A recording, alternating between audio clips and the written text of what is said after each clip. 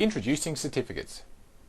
One of the problems we have in today's information age is proving that a message, whether it be an email message or a web page or a file or whatever, actually comes from the person that you believe it should have come from.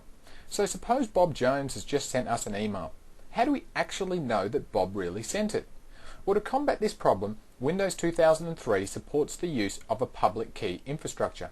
A public key infrastructure, or PKI, is a collection of digital certificates, certification authorities, or CAs, and other registration authorities that verify and authenticate each party involved in an electronic transaction through the use of public key cryptography. So what can we do with a public key infrastructure?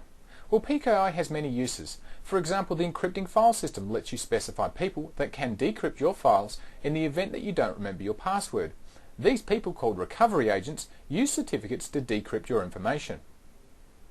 IPsec is a method used to authenticate and encrypt IP communications between two or more systems across the internet. Windows 2003 has 3 solutions available when using IPsec. They can use a simple password, which is not the best as far as security goes.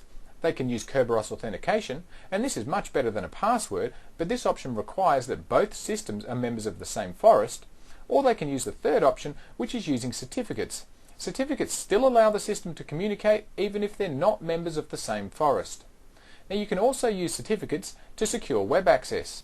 Using certificates to secure web access can be a good idea, especially if you have, say, an intranet that you want staff members to be able to access confidential information, but you might have contractors that work for you and you only want them to be able to see certain information, so you can use certificates for that.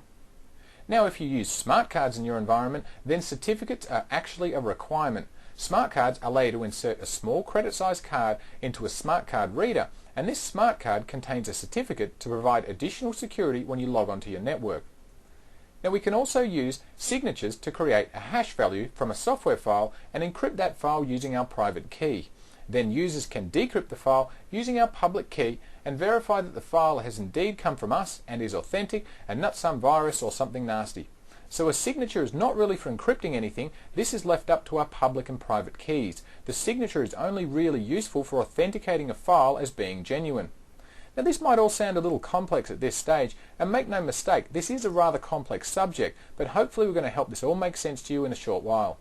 The first thing we need to talk about when dealing with PKI is the topic of keys. So what is a key? Well, a key is simply a mathematical formula which can be applied to a file to produce a hash value. The first type of key we'll look at is the public and private key pair. Public and private keys are more secure than symmetric keys, which we'll look at in a minute, but they work slower. We use a public key to encrypt data. The private key is used to decrypt whatever we encrypted with the public key. Now, the public key is exactly that. It's public. It doesn't matter if your public key is given to everyone, because without the private key to decrypt the information, having the public key is useless. Now, this also works in reverse as well. We can use the private key to encrypt a file or an email, and then the other people can use a public key to authenticate the file or email message to ensure that it actually came from us and has not been tampered with. Then we have a symmetric key. A symmetric key doesn't require a certificate authority, and an example of symmetric keys would be in using the encrypted file system, or EFS, in Windows 2003. Now, where EFS uses symmetric keys to encrypt the files on your hard drive, with symmetric keys we can use the same key to both encrypt and decrypt the data, and the benefit of using symmetric keys is that they're very, very fast.